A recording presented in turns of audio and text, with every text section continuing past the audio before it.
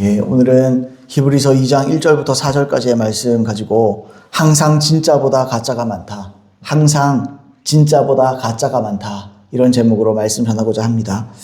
세상에 어디에나 진짜도 있고 가짜가 있습니다. 진퉁, 짝퉁 이런 얘기도 하고. 그죠? 보석에도 진짜 보석이 있고 이미테이션, 가짜가 있죠. 반지를, 금반지를 해도 거기에 들어가는 큐빅, 보석처럼 달려있는 게 있잖아요. 그게 다 진짜 다이아고 진짜 하면 너무너무 비싸겠죠.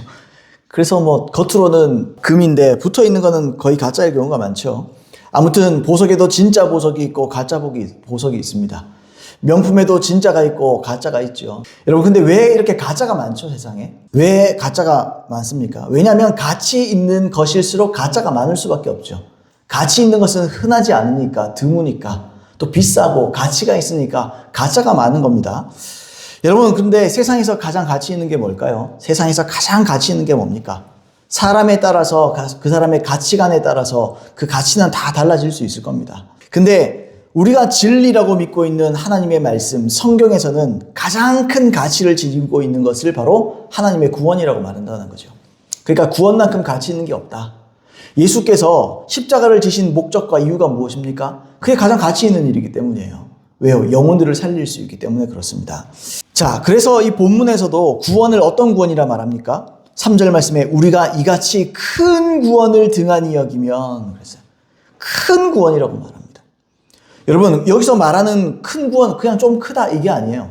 단지 그런 의미가 아닙니다. 정말 크다는 거예요. 이거는 우주를 넘는, 이 우주의 가치를 뛰어넘을 정도로 엄청난 가치를 지녔습니다. 왜 그렇습니까? 그 예수님의 보혈 때문이에요. 하나님의 생명 때문이에요. 그러니까 구원이라는 건요, 어느 만큼 큰 것이냐. 사람들이 구원을 자꾸 등한히 여기고, 여기서 나오죠. 구원을 등한히 여긴다. 그런 표현 하잖아요. 사람들이 구원 그러면 공짜라 그러니까 그냥 아무 데나 받을 수 있고, 언제든지 취할 수 있는 것이라 생각하는 것 같습니다. 절대 그렇지 않습니다.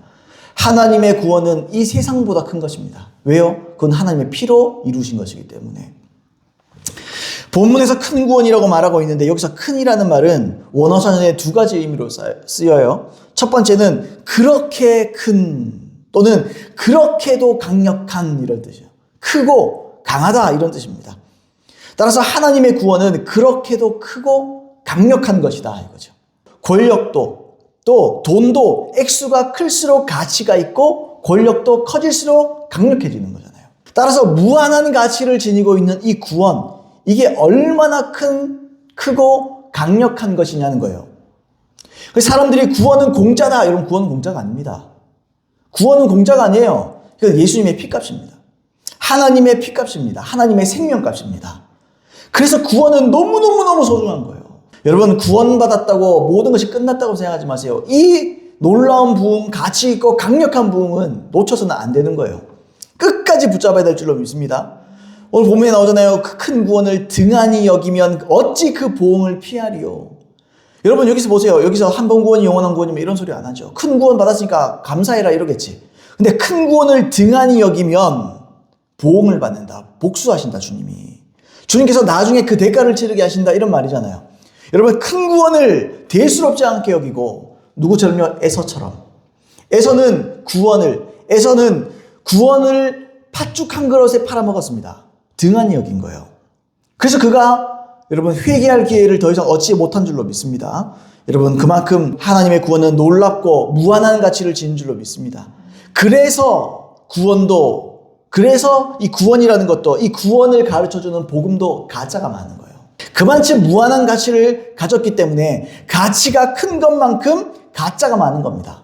구원을 말할 때도 가짜 구원이 너무 많아요. 가짜 다이아몬드가 너무너무 많은 것처럼 가짜 보석이 너무너무 많고, 여러분, 가치 있는 것에는 항상 가짜가 많게 되어 있습니다. 가짜가 그만큼 득세해도 사람들이 가짜를 보고도 그냥 진짜로 여겨요. 그게 속은 거예요. 그게 미혹된 거예요. 자기의 신앙이 가짜인 줄도 몰라요, 사람들이.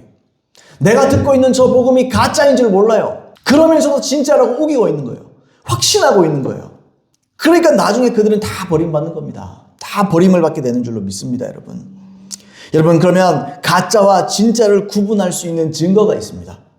가짜와 진짜를 구분할 수 있는 증거가 있어요. 여러분, 보석 감정사들이 있잖아요. 보석 감정사들.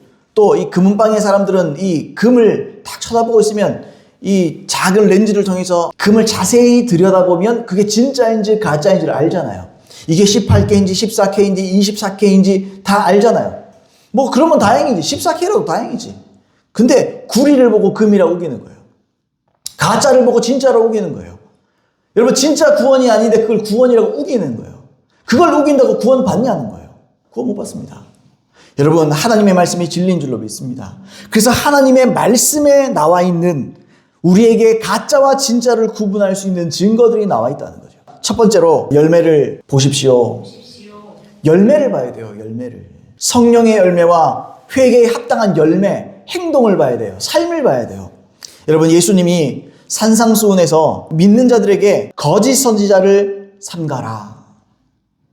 이거를 오늘 말씀의 맥락으로 보면 가짜 선지자들을 조심해라. 가짜 선지자들을 반드시 삼가해서 너희가 신앙생활을 해야 된다. 그걸 경고하셨습니다. 마태복음 7장 15절로 20절 말씀에 거짓 선지자들을 삼가라. 양의 옷을 입고 너에게 나오나 속에는 노략질하는 일이라. 겉으로는 양의 옷을 입었다. 이 사람이 굉장히 인격적일 수 있고 좋은 사람이고 친근한 사람일 수 있어요. 그런데 속에는 노략질하는 일이라. 우리의 영혼을 팔아먹는 거예요, 사람은. 16절 그들의 열매로 그들을 알지니 가시나무에서 포도를 또는 엉겅퀴에서 무화과를 내겠느냐.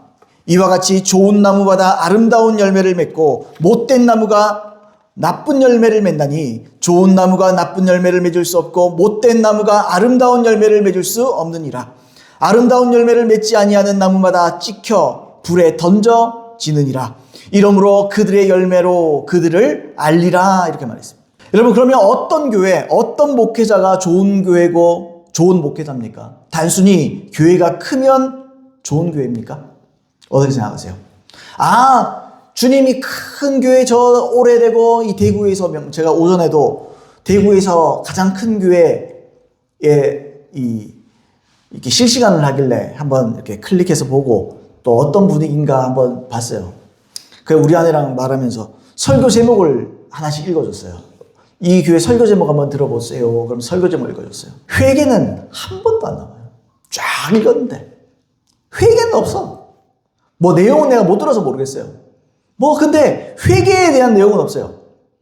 제자도 눈곱만큼도 없어요. 확신을 가져라. 어디에 거하라. 이런 건 있어요. 확신해라. 이런 건 많아요. 가정을 섬기주시는 하나님. 이런 거 많아요. 근데요, 회개하라. 대가를 지불하라. 이런 소리 없어요. 하나도 없더라고요. 그래서 제가 그걸 보면서 오늘 말씀을 확신하게 됐어요. 이건 하나님 뜻이 맞다. 이건 하나님의 말씀이다. 그걸 확신을 하게 됐어요. 여러분 단순히 크고 유명하고 사람들이 많이 찾는 교회가 좋은 교회일까요? 단순히 인격이 훌륭한 목회자가 좋은 목회자일까요? 그저 사랑하고 위로하는 그런 목회자가 좋은 목회자일까요? 여러분 어떻게 생각하십니까? 제 말의 뉘앙스를 들으면 아니라는 걸 여러분 아실 거예요. 여러분 로이드 존스 목사님이 있습니다. 이 종교적인 교회에서도 최고로 치는 목사님인데 왜 이분의 목사님의 책을 그렇게도 좋아하면서도 이대로 안 하는지를 난 잘 모르겠어요. 로이드 존스 목사님의 설교집 중에 산상수훈에 관한 산상설교집이라는 책이 있습니다. 그 책에 보시면 이 거짓선자가 무엇인가에 대해서 말씀을 하세요. 근데 굉장히 깁니다. 내용이. 오늘 이거 읽어드리면 끝인데 단순히 읽고가 끝나겠다 이러지 마시고 한번 들어보세요. 자세히 한번 들어보십시오. 제 말을 한번 읽어주는 이 음성에 귀를 기울이고 하나씩 논리적으로 한번 들어보세요. 여러분 큰 유익이 될 것입니다. 한번 읽어보겠습니다. 좀 많이 깁니다. 그래서 또 읽어드리면 집중력이 또 떨어질 수도 있어요. 그래서 중간중간에 제가 설명은 조금씩 해드릴 겁니다만 읽어보겠습니다. 제가 거짓 선지자는 그의 복음에 거짓 선지자들이 전포하는 그 복음에 좁은 문과 좁은 길을 갖고 있지를 않는 사람입니다. 그는 자연인은 불신자를 얘기할 수도 있고 또 이렇게 말씀에 나와도 그냥 성도라는 표현보다 거듭난 사람 말고 이런 뜻이라고 볼 수도 있겠어요. 그는 자연인에게 거슬리는 것은 하나도 갖고 있지 않습니다. 그는 모든 사람을 기쁘게 합니다. 그는 양의 가죽을 입고 옵니다. 보기에 너무나 매력적이요 너무나 부침성 있고 너무나 마음에 듭니다. 그는 너무나 멋지고 기분 좋게 위로가 되는 메시지를 전합니다. 그는 모든 사람을 기쁘게 하며 모든 사람이 그를 좋게 말합니다. 그는 결코 설교 때문에 박해받는 일이 없으며 호되게 비판받는 일도 없습니다. 그는 자유주의자들에게도 현대주의자들에게도 찬양을 받으며 복음주의자들에게도 칭찬을 받습니다. 그는 이런 의미에서 모든 사람에게 모든 것이 되는 이른바 약방의 감초격입니다. 그에게는 좁은 문이 없으며 그의 메시지에는 좁은 길이 없으며 십자가에 거치는 것이 없습니다. 이상 거짓 선지자에 대한 대략적 서술이라면 이런 질문을 던져볼 만합니다. 이 좁은 문과 좁은 길은 정확히 무엇을 의미하는가? 그의 설교에 거슬리는 것이 조금 더 없다는 것은 무슨 의미인가? 라고 말입니다. 그 대답으로 구약 성경을 인용하는 것이 가장 좋겠습니다.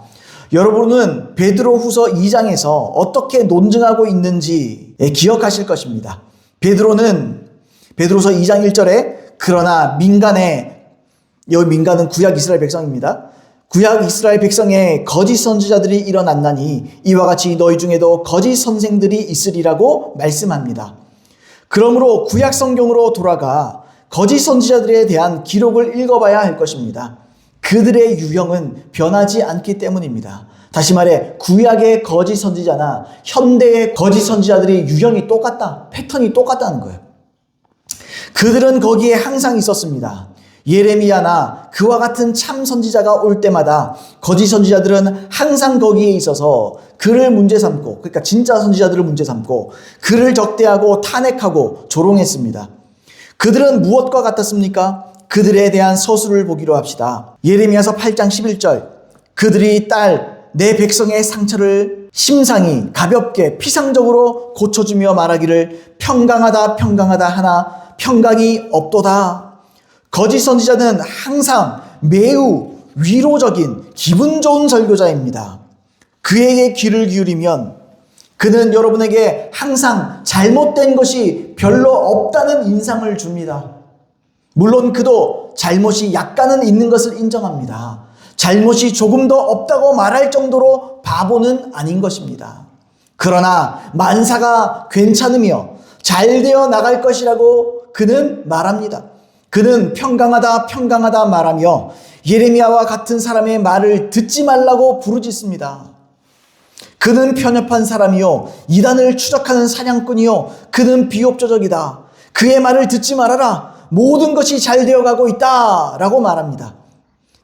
내 백성의 상처를 가볍게 고치며 평강이 없는데도 평강하다 평강하다 라고 말합니다. 그리고 그때나 지금이나 종교적인 사람들에 대한 무서운 진상으로서 놀랍게도 내 백성은 그것을 좋게 여기니, 예레미야서 5장 31절입니다. 내 백성은 그것을 좋게 여기니 라는 말이 첨가되어 있습니다.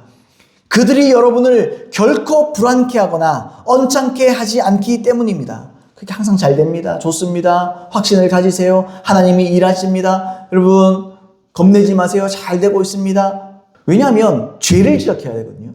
죄를 지적해서 그리스도 안에 있게 해야 돼요. 그래야 잘 되는 거잖아요. 근데 죄 짓고 있는데도 평강하다 그러는 거예요. 죄 짓고 있는데도 잘 되고 있다 그러는 거예요. 그게 거짓 선지자예요. 여러분은 전과 같이 계속합니다. 여러분은 만사가 괜찮은 것입니다. 여러분은 좁은 문과 좁은 길이나 이런저런 것에 대해 염려할 필요가 없는 것이기 때문입니다. 평강하다 평강하다 이렇게 양의 가죽을 쓰고 있는 거짓 선지자는 항상 속 편하게 하며 매우 안심을 줍니다. 그래서 구원의 확신을 가져라. 잘 되고 있다. 구원의 확신을 가져라. 하나님이 여러분들을 버리지 않는다. 임마누엘의 하나님이시다. 맨날 그 소리 하잖아요. 그죠? 그는 항상 악의가 없고 기분 좋고 항상 변함없이 매혹적이어서 마음을 끄는 것입니다.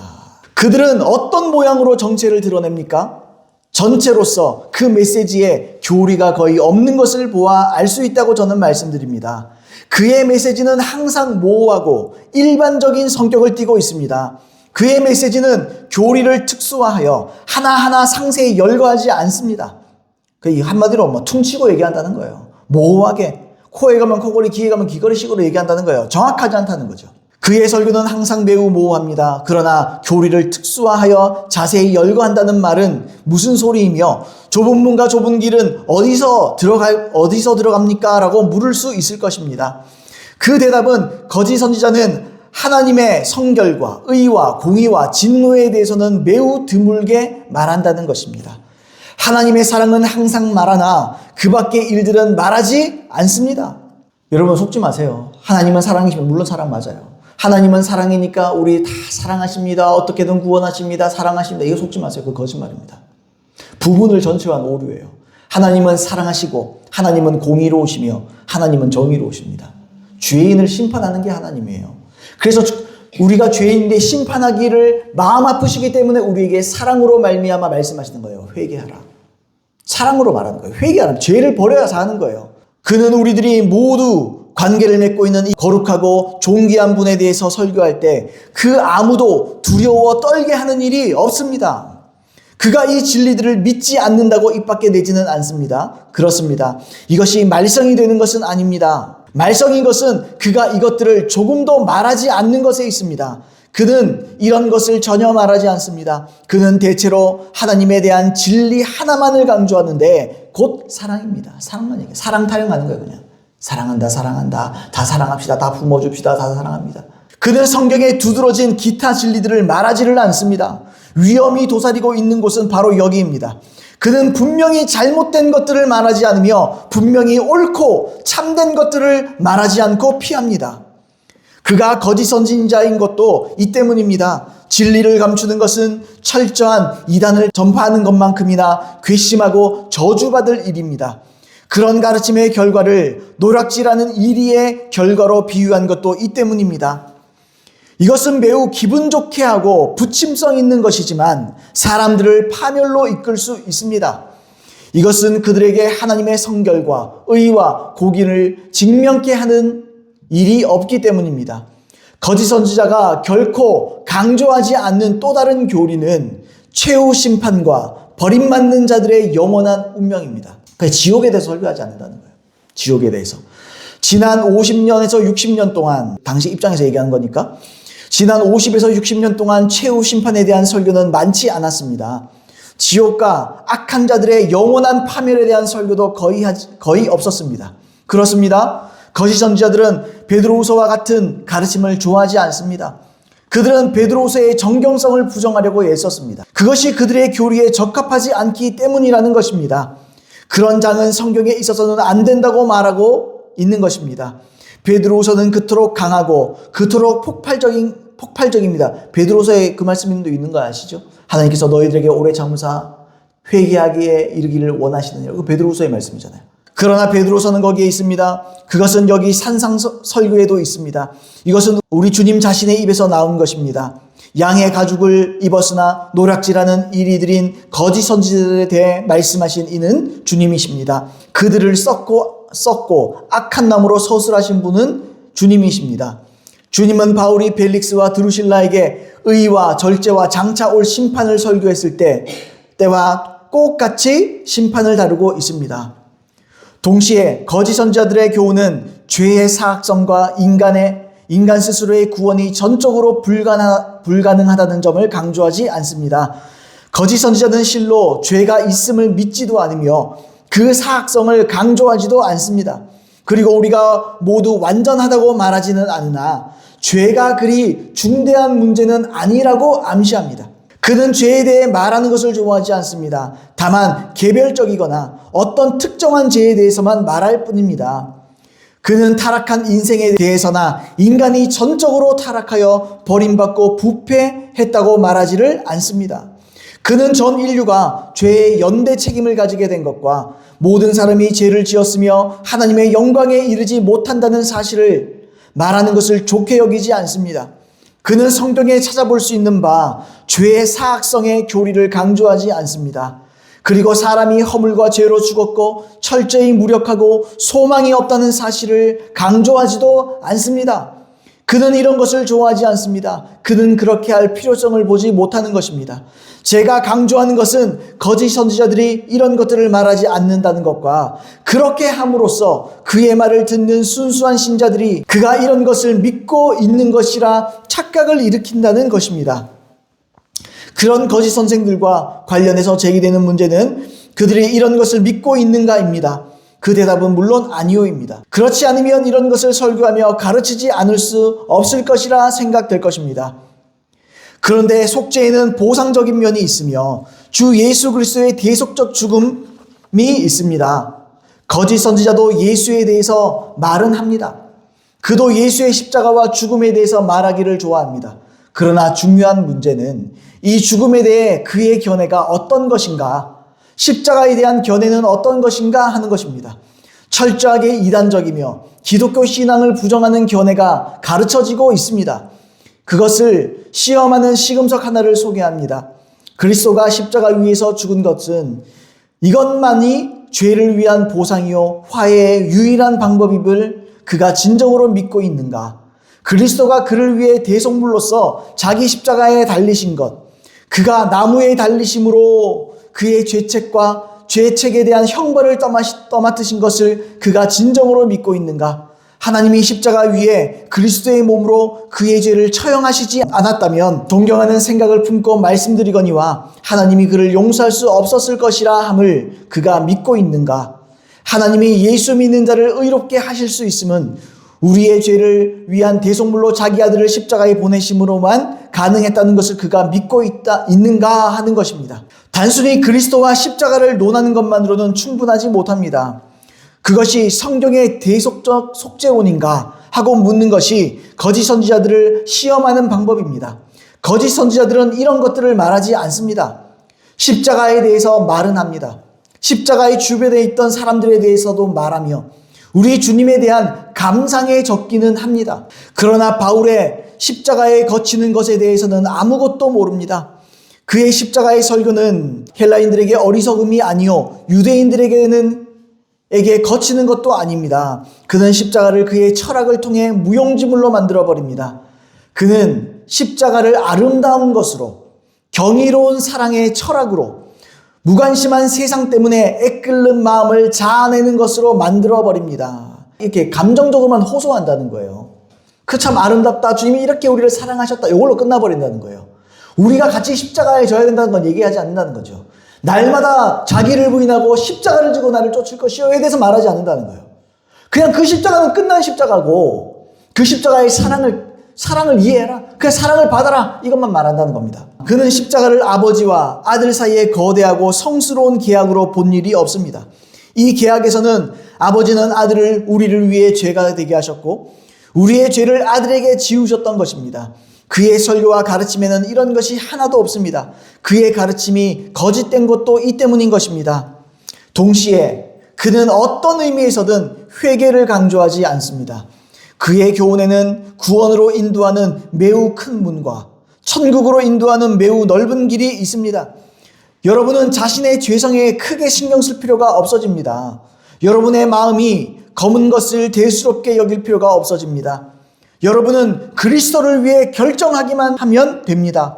그래서 무리들과 함께 달려나가고 여러분의 이름이 기입되고 신문에 보도되는 많은 결정한 사람 중 하나가 되는 것입니다.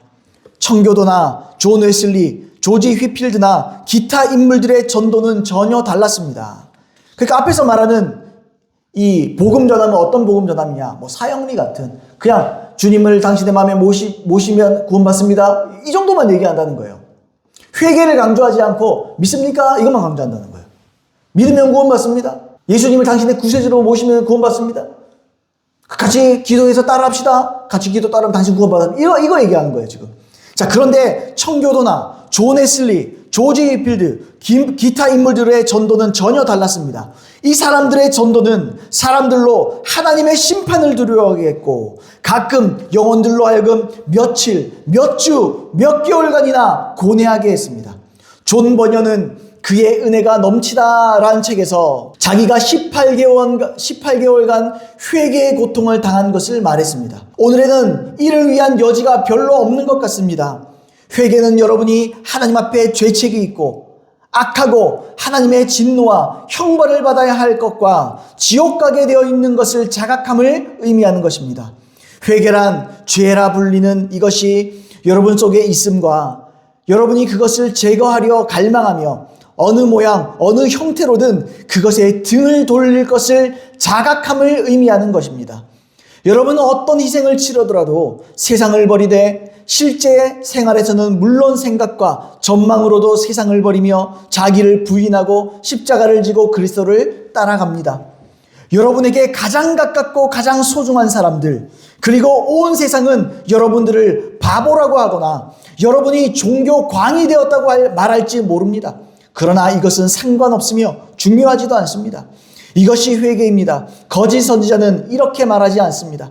그는 내 백성의 상처를 가볍게 치료하며 모두 괜찮다. 여러분이 그리스도에게 와서 예수를 따르고 또는 기독교인이 되기만 하면 된다라고 말하는 것입니다. 그러므로 우리는 이렇게 말할 수 있겠습니다. 거짓 선지자는 좁은 문을 들어가며 좁은 길을 걸어야 할 절대적 필요성을 강조하지 않는다라고 말입니다. 그는 산상설교를 실천해야 한다고 말해주지 않습니다. 제가 주중에 과거에 굉장히 유명했고 했던 목사님의 설교를 생각이 나서 한번 틀어봤어요. 이분이 청년들에게, 제가 고등학생 시절, 제가 20살, 20대 시절에 청년들의 어떤 부흥을 일으킨, 부흥이랄까, 청년들이 몰리는 교회를 담임했던 목사님입니다. 근데 이분이 목회를 하다가 좋지 않은 문제로 이분이 이 교회에서 쫓겨나가게 돼요. 그리고 나서 교회를 개척을 했는데, 저도 몇 년 만에 그 생각해서 찾아봤는데 많이 부흥하신 모양이에요. 그래서 다른 교회도 이름도 바꾸고 뭔가 구독자도 참 많고 유튜브에.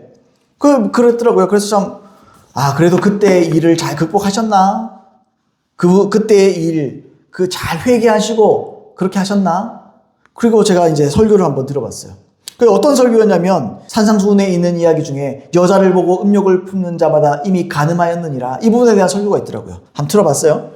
들어보고 제가 듣다가 꺼버렸어요. 그리고 저는 한 번도 그래 본 적이 없는데 싫어요를 눌러버렸어요. 내용이 뭐라 그러냐면 이런 거예요. 이게 우리의 본질을 봐야 된다. 우리의 예수님이 우리 신랑이시다. 예수님이 우리가 신랑이라는 것이 중요한 것이다. 여자를 보고 음욕을 품는 자마다 간음했다 그랬는데, 우리가 그러면 예수님이 신랑이시고 교회는, 그리스도인들은 신부라는 말이다.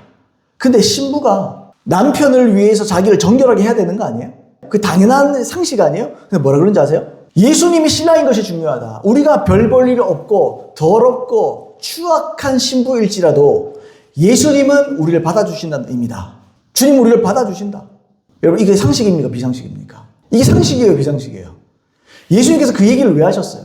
앞에는 뭐가 있죠? 형제들을 나가라 하는 자보다 나가라 하고, 사람들에게 어리석은 자다, 미련한 자라 이렇게 말하면 어떻게 지옥 간다는 말을 하잖아요. 그게 뭡니까? 뒤에 나오면 뭐가 돼 있어요? 서기관과 바리새인보다 더 나은 의를 갖지 않고는 천국에 들어갈 수 없느니라 말하잖아요. 여러분, 바리새인들은 겉으로는 의를 행했다고요. 근데 속으로는 의를 행하지 않았다고요. 그래서 예수님이 지금 말하는 거는 너희가 더러워도 구원시켜주겠다 이 말이 아니고, 너무 답답하더라고요. 그러면서 어떻게 설교를 하는지 몰라요. 그게 무슨 설교야 그게. 영혼 다 죽이는 거지 그게. 그게 그 말이에요. 속도 깨끗해야 된다는 말하는 거지. 예수님이 우리의 신랑이기 때문에 더러운 신부라도 구원해준다는 게 말 같은 소리예요 그게. 내가 너무 화가 나더라고 그게. 그러면서 그런 가짜 목사의 설교를 들으면서도 얼마나 영혼들이 수천 명이 거기 또 구독하고 좋다고 하가지고, 이게 말이 되느냐고 이게. 나 너무 화가 나더라고 진짜. 얼마나 기가 찬지 내가 저걸 설교라고 하고 있나. 그 목사님이 책도 많아요 제가. 그분의 어릴 때는 내가 그분의 설교를 듣고 은혜를 받았다고요. 근데요, 신부가 더러워도 구원해주는 게 하나님의 은혜라고? 어디 그런 말 같지도 않은 소리를 하고 있어요. 산상수훈이 그런 내용입니까? 결국에는 겉만 아니라 속도 깨끗하게 해야 된다. 그걸 위해서 회개하고 돌이키고 성령이 우리 안에 오셔야 된다 이 말하는 거지. 더러워도 구원해준다. 그러면서 호세아서를 끌어오더라고요. 말 같은 소리 해야 될 거 아니에요. 호세아서를 왜 끌어와요 거기다가. 호세아서가 그런 말이에요? 이스라엘 백성들을 말하는 거잖아요. 그런데 하나님이 그렇게 끊임없이 기회를 주신다. 그러나 결국에는 그가 회개하지 않으면 구원해 줄 수 없다는 걸 말하는 거지. 무조건 사랑한다는 거예요 그게? 너무너무 짜증나더라고요. 나는 그것도 그렇다 쳐도 어떻게 이렇게 성도들이 분별력이 없나. 성도들이 그런 설교를 왜 들어주고 있나 도대체. 그러면서 왜 출석해주고 거기에 왜 구독을 해주고 있나. 도대체 난 이해를 못하겠어요. 그래서 제가 속으로 막 그런 생각을 했어요. 화나면서도 저러면서도 부흥해서 또 이름도 바꾸고 뭐 크게 되는데, 주여 나는 뭡니까? 진리를 알아도 주님, 내가 진리를 모르면서도 그분만큼 쓰임받을 수 없는 내가 너무너무 한심하더라고요. 내 마음이 너무너무 힘들더라고요. 저럴 거면 말라 설교하나. 내가 일말 존경하는 마음이 있었거든요. 그래도 그래도 참 회개하고 열심히 주님의 뜻을 위해서 일하려 하나 보다. 난 그런 나름의 존중하는 마음이 있었다고요. 근데 그걸 듣고요. 저건 완전 거짓 선지자다, 저거. 선지자란 말도 아깝다. 저건 거짓이다. 저건 악이다. 저건 악인이다. 야, 그런 생각을 했어요. 그러면 성경에 회개하는 말 말라 하노? 그럼 성경에 가늠하는 자, 뭐 하는 자, 뭐 하는 자, 하나님의 나라를 유업으로 받지 못할 줄을 알지 못하느냐? 고린도전서의 말을 말라 하노? 성경에 회개를 말하고 너희들에게 오래 참으사 다 회개하기에 이르기를 원하시느니라. 그럼 베드로서 찢어버려야지. 그럼 똑같잖아요. 그런 말이면 베드로서 찢어버려야지. 하다 예수님의 말씀을 그렇게 왜곡할 수 있어요?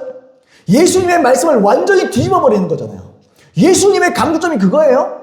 그렇게 안심시키고 여러분 구원받을 수 있습니다. 그게 중요한 게 아니고 아니 여러분들이 뭘 한다고 해서 뭐 거룩해지겠냐고. 여러분이 뭐 선한 게 있냐고. 그러니까 여러분의 선한 거 상관없이 주님은 여러분 구원하신다는 말이라고. 그래서 성령 붙잡으라고. 그래서 회개하라고. 그래서 몸부림치고 은혜 구하라고 말해야지. 그게 은혜란 말입니까? 히브리서의 말씀대로 하나님의 은혜는 돕는 은혜지. 아무것도 안 하는데 그냥 구원해주는 은혜입니까? 그러므로 우리는 이렇게 말할 수 있겠습니다. 거짓 선지자는 좁은 문으로 들어가며 좁은 길을 걸어가야 할 절대적 필요성을 강조하지 않는다라고 말입니다. 그는 산상설교를 실천해야 한다고 말하지 않습니다. 만일 우리가 산상설교를 실천하지 않고 이 설교에만 귀만 기울인다면 우리는 저주를 받을 것입니다. 만일 우리가 산상설교를 비평만 하고 실천이 없다면 이 말씀은 우리에게 일어나 심판을 선고하며 우리를 정죄할 것입니다. 거짓된 가르침은 참된 성결, 성경적 성결에 관심이 없습니다. 거짓된 가르침은 바리새인이 가졌던 것과 같은 성결관에 집착합니다. 바리새인들은 자기네가 짓지 않는다고 생각되는 어떤 죄를 끄집어내가지고 여러분이 이 죄를 짓지 않는 한 모두 괜찮다고 한 것을 기억하실 것입니다. 바리새인들이 오늘날에도 얼마나 많습니까? 성결은 서너 가지 무엇을 하지 않는다는 문제로 격화되고 말았습니다. 그게 문제죠. 여러분 한국교회도 문제예요. 담배 피고 술 안 마시면 구원받는다고 생각하는 것 같아요. 아니 물론 술 마시고 담배 핀다고 펴도 천국 간다 이 말은 아니에요. 아니에요. 자기 몸을 혹사시키고 하나님의 성전이 자기 몸을 혹사시키는데 그게 왜 어떻게 하나님 기뻐하는 일이에요. 그거 당연히 범죄지. 술 취하지 마라 이는 방탕한 것이니 성령의 충만함을 받으라 말하지 않았습니까? 근데 우리나라 교회도 똑같아요. 술 안 하고 담배 안 피면 이 사람이 신앙이 좋은 걸로 생각해요. 아닙니다. 그건 기본이지. 그거는 뭐 말할 바가 뭐 있어요. 그거 안 하는 건 당연한 거고 산상수훈처럼 살라는 거예요. 산상수훈처럼 살라는 거. 구원 받은 자는 산상수훈처럼 살아야 그 구원을 이루어가는 거예요. 그 구원이 이루어지는 거예요. 우리는 이제 성결을 이 세상이나 이 세상에 있는 것들을 사랑하지 말라. 육신의 정욕과 안목의 정욕과 이생의 자랑의 관점에서 생각하지를 않습니다.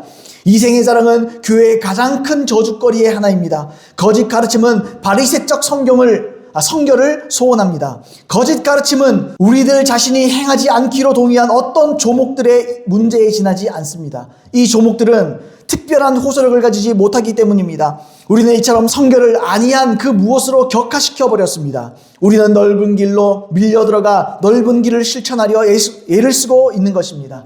이상으로 양의 가죽을 뒤집어 쓰고 오는 거짓 선자들의 특징의 일부를 말씀드렸습니다. 그들은 안이한 구원과 안이한 생활 유형을 항상 제의합니다. 그들은 자기 검토를 회방합니다. 자기 검토에 거의 이단이라는 느낌마저 갖고 있습니다. 그들은 여러분들의 영혼을 검토해보라고 말하지 않습니다. 그들은 항상 예수를 바라봐야 하고 여러분들의 죄를 찾기 위해 여러분 자신을 보면 안 된다고 말합니다. 제가 맨날 다 얘기하는 답답한 말이에요. 예수를 바라보자, 예수를 바라보자. 그 안에서 우리는 변화됐다, 달라졌다. 이것만 말해. 그러면서 죄 짓고 있는 나의 회개를 안 해. 나를 안 쳐다봐요. 나를 쳐다봐야지 회개할 거 아니에요. 나를 쳐다봐야. 그들은 성경이 우리에게 권면하는 것, 즉 우리 자신을 검토하고 우리 자신을 시험해보고 우리 자신을 확증하라. 고린도후서 13장 5절 확증하라고 한 산상설교의 이 마지막 대목을 똑바로 보라는 권면을 회방 놓습니다. 그들은 청교도들과 18세기의 위대한 지도자들 곧 휘필드나 웨슬리나 조나단 에드워즈뿐 아니라 잠자리에 들기 전 매일 밤 12가지 질문을 자문해본 성도 존 플래처와 같은 사람들이 가르친 자기 검토와 죄의 억제 과정을 좋아하지 않습니다. 유쾌하지 못하기 때문입니다. 그러니 아니한 구원이요 아니한 기독교 생활입니다. 제가 제일 좋아하는 책이 어떤 종류의 책인지 아세요? 죄를 지적하는 책. 난 그런 책을 제일 좋아합니다. 죄를 지적하고 하나님의 말씀대로 살기 위해서 우리가 어떤 대가를 치러야 되고 어떻게 믿어야 되고 어떤 것이 회개고, 난 그런 책을 제일 좋아합니다. 죄를 억제하고 죄를 이기고 성화되는 이것을 좋아하고 이것에 관심이 있어야 되는 거예요. 사람들이 그게 관심이 없어요. 한 번 구원은 영원한 구원이다. 구원의 확신을 가져라. 이런 책이 인기가 있잖아요. 확신 주고 다 된 것처럼 말하는 게 인기가 있잖아요. 그게 죄악이에요. 그게 잘못 가는 거예요. 그게 넓은 길이에요. 그게 아닙니다. 그게 아닙니다. 여러분, 성경은 하나님의 말씀은 교훈과 책망과 바르게 함과 의로 교육하는 거예요. 바르게 하는 겁니다. 책망하는 겁니다. 교훈과 책망과 바르게 함과 의로 교육하는 거, 의롭게 만들어주는 거예요. 점점점 의로 우리를 빚어가는 겁니다. 그게 성경이 말하는 하나님의 말씀의 능력이에요. 말씀을 하나님께서 우리에게 주신 이유와 목적이에요. 근데 그거에 대해서 말하지 않습니다. 그들은 바울이 이 장막에 있는 우리가 짐지고 탐식하는 것은이라 말할 때의 기분에 대해서는 아무것도 모릅니다. 그들은 믿음의 선한 싸움을 싸우는 것에 대해서는 아무것도 모릅니다. 그들은 바울이 우리가 싸우는 것은 혈과 육에 대한 것이 아니요 악마의 지배와 권력과 이 어둠의 세상 주관자들과 하늘에 있는 악의 영들에 대함이라 라는 말이 무슨 말인지 아무것도 모릅니다. 그들은 이것의 진리를 알지 못합니다. 그들이 하나님의 전신갑주의 필요를 보지 못하는 것은 이 문제를 본 일이 없기 때문입니다. 그들은 이처럼 온통 아니한 것입니다. 오늘날 우리는 거짓 선자들을 공격하는 이런 류의 가르침을 좋아하지 않습니다. 사람이 기독교인이 되는 한 그를 형제로 여기고 함께 계속 교제를 계속해야 한다고 말하는 시대에 우리는 살고 있습니다. 그러나 이것에 대한 대답인즉 주님은, 그러니까 우리는 이런 사람도 사랑해줘야 된다, 이런 사람들도 이해해줘야 된다 이렇게 말하지만, 그러나 이것에 대한 대답인즉 주님은 거짓 선지자를 삼가라 라고 말씀하셨던 것입니다. 우리를 무섭게 쏘아보는 이 경고들이 신약 성경에 들어있는 까닭은 제가 지금까지 말씀드려온 바와 같습니다. 물론 우리가 비판적이어서는 안 되겠습니다. 그렇다고 친절과 정중함을 성도다움으로 오인해서도 안 되겠습니다. 무슨 말이냐? 친절하고 정중하다라는 그런 그럴듯한 말로 담대함을 놓치지 말라는 거예요. 아닌 건 아니다, 똑바로 말하라는 거예요.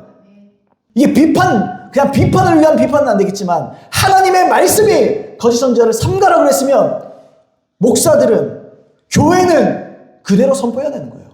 거짓 선지자는 거짓 선지자라고 말해줘야 되는 거예요. 가짜 교회는 가짜 교회다 말해줘야 되는 거예요. 그러니까 이걸 하지 않는다고 사람들이.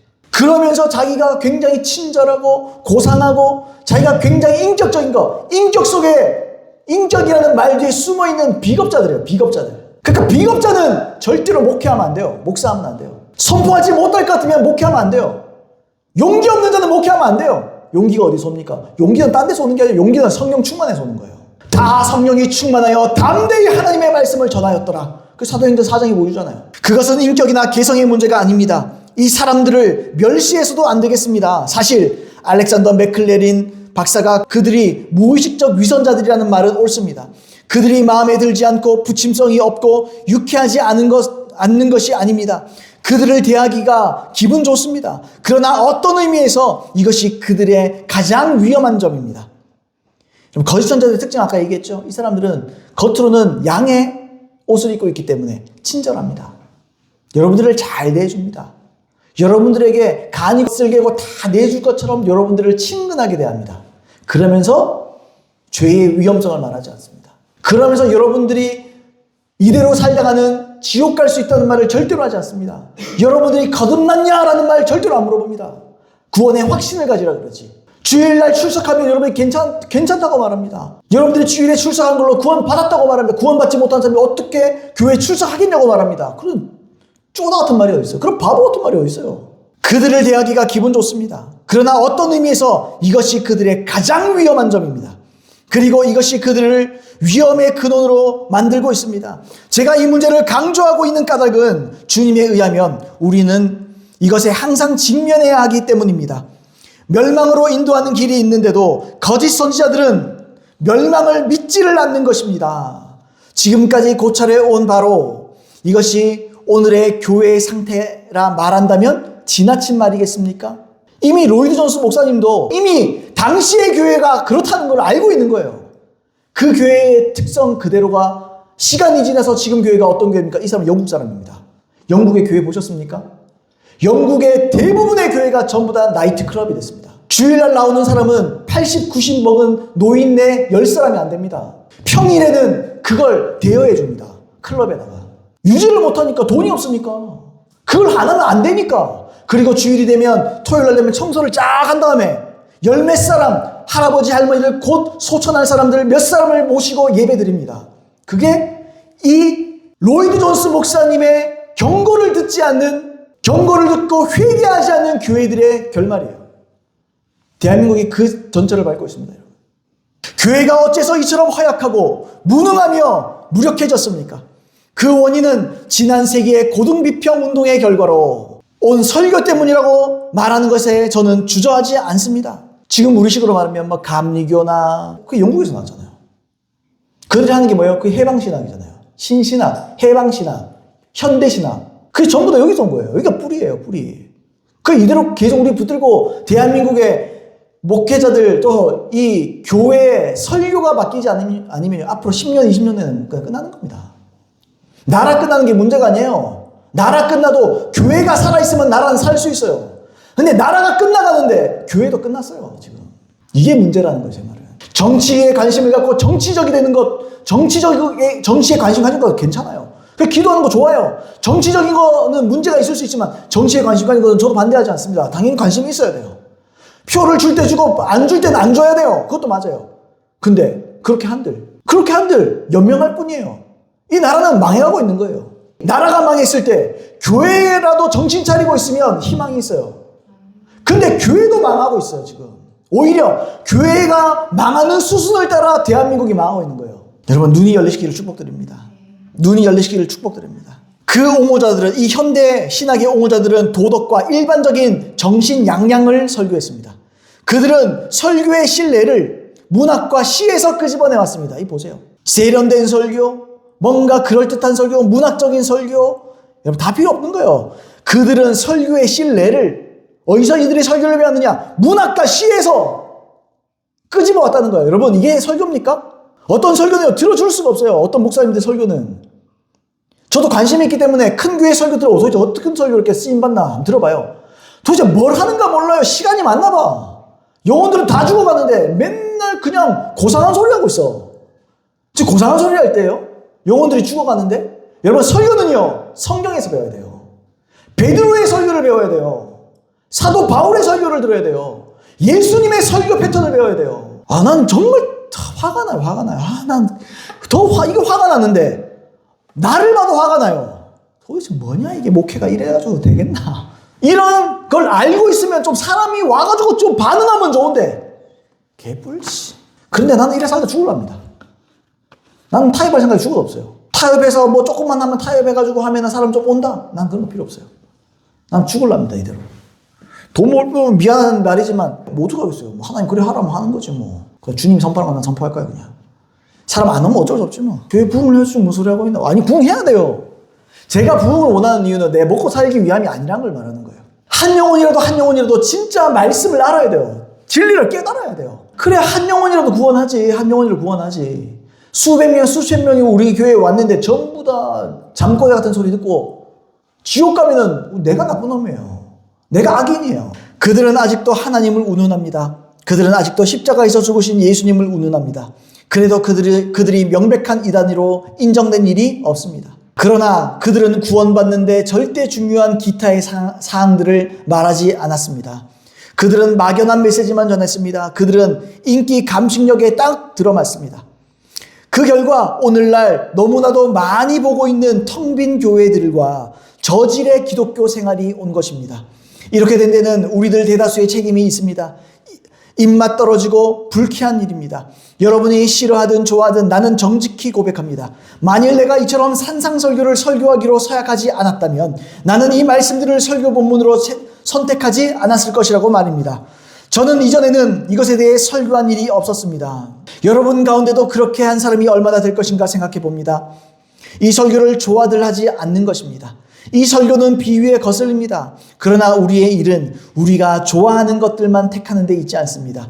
이것을 말씀하시는 이는 하나님의 아들이십니다. 이것을 심판과 멸망의 문맥 속에 집어넣으신 이는 그분이십니다. 그러므로 나 자신이 이단 사냥꾼으로 알려지는 위험을 무릅쓰고 또는 자기 형제들과 다른 모든 사람들 위에 심판자로 앉아있는 괴짜요 괴팍한 사람으로 알려지는 것을 무릅쓰고 정직하게 성경을 풀이하려고 애쓰고 있습니다. 여러분의 불멸의 영혼과 이 영원한 운명을 평가하고 값을 매길 때 여러분은 하나님 존전에서 기도하는 마음으로 이 문제를 다시 생각해 보시기를 간곡히 권면하는 바입니다. 참 길었지만 너무너무 중요한 얘기입니다, 여러분. 이처럼 교회 안에 거짓 선지자가 있습니다. 아니, 거짓 선지자가 생각보다 많습니다. 제가 그래서 말씀드리는 거예요. 항상 가짜가 많을 수밖에 없어요. 진짜는 드뭅니다. 항상 진짜는 소수예요. 가짜는 많습니다. 그래서 구원받는 사람도 소수인 거예요. 교회 안에 가짜가 많아요, 여러분. 교회 안에 가짜가 많아. 이 로이드 존스 목사님의 지적처럼 이들은 회개를 전하지 않습니다. 죄와의 싸움도 가르치지 않습니다. 위로하고 따뜻한 말을 내줍니다. 그리고 모든 일이 잘 될 것이라 말하고 또 이들은 좁은 길과 좁은 문에 대해서 절대로 가르치지 않아요. 지옥과 심판을 선포하지 않습니다. 구원의 불확실성, 구원을 이루어가라 말 절대로 하지 않습니다. 그래서 이들은 결국 열매 맺지 못합니다. 무슨 말이냐? 사람들이 많이 모인 것이 열매가 아니라는 거예요. 여러분, 과거 한국교회는요, 사람들을 모으는 일에 집중했습니다. 사람들을 모으는 일에 급급했습니다. 그래서 사람들이 많이 보이는 형태로 말씀도 타협하고 목회도 타협하고 모든 걸 다 타협했어요. 설교도 타협하고 목양의 방식도 타협하고 어떻게 하든 한 사람이라도 사람들이 교회를 방문하고 등록하고 출석하고 여기에 최선을 다했습니다. 그러나 여러분 보십시오. 여러분, 사복음서에서 예수님은 사람들 모으는 일에 관심이 없었습니다.